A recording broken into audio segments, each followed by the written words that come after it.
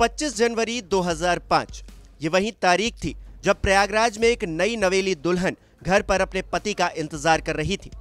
इस बात से बेखबर कि उसके पति को सड़क पर दौड़ा दौड़ा कर गोलियों से भूनकर मौत के घाट उतार दिया गया। वो पति था बसपा से विधायक राजू पाल और वो नई नवेली दुल्हन थी राजू पाल की बीवी पूजा पाल। इस दिल दहला देने वाली घटना के 18 साल बाद राजू पाल हत्या के आरोपी रहे माफिया अतीक अहमद और उसके भाई अशरफ की भी सरेआम गोलियों से भूनकर हत्या कर दी गई। इस कहानी की शुरुआत कैसे हुई अब इसको भी समझ लीजिए। दरअसल जिस वक्त राजू पाल की हत्या हुई उस वक्त अतीक अहमद फूलपुर सीट से समाजवादी पार्टी की तरफ से सांसद था और उसने अपने भाई अशरफ को प्रयागराज पश्चिमी सीट से उतारा था, जहां से वो लगातार 5 बार जीत कर आ चुका था। अतीक को उम्मीद थी कि उसका भाई आसानी से जीत जाएगा, लेकिन राजू पाल ने उसे चुनाव में हरा दिया।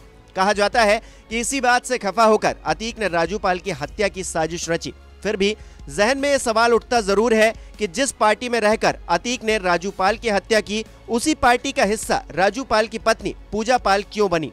दरअसल इसके पीछे भी एक लंबी कहानी है, जिसके चलते कभी बसपा नेता रही पूजा पाल को सपा में आना पड़ा, जबकि मायावती से 36 का आंकड़ा रखने वाले अतीक अहमद की पत्नी शाइस्ता परवीन को बसपा ने मेयर का प्रत्याशी बना डाला। हालांकि अब वो पार्टी से बाहर है। पूजा पाल की बात करें तो उन्होंने 2019 में समाजवादी पार्टी का दामन थामा था।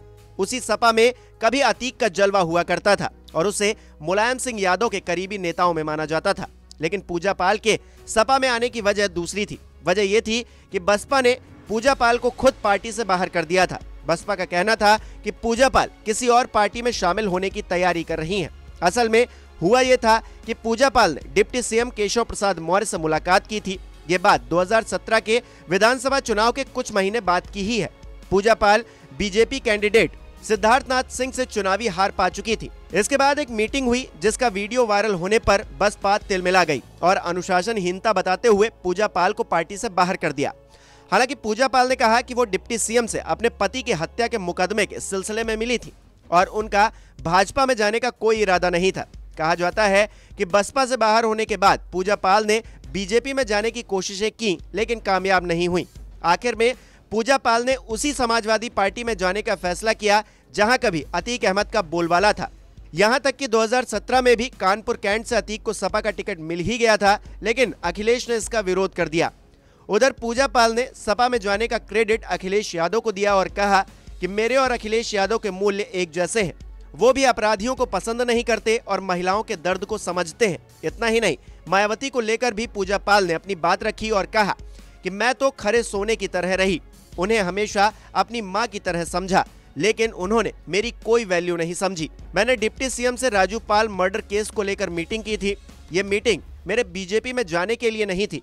मुझे बीजेपी में जाने का ऑफर जरूर मिला था, लेकिन मैंने उसे खारिज कर दिया।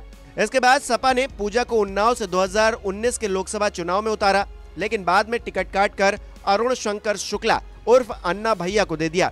इसकी भरपाई सपा ने 2022 में की, जब विधानसभा चुनाव में पूजा पाल जीतकर विधायक बनी।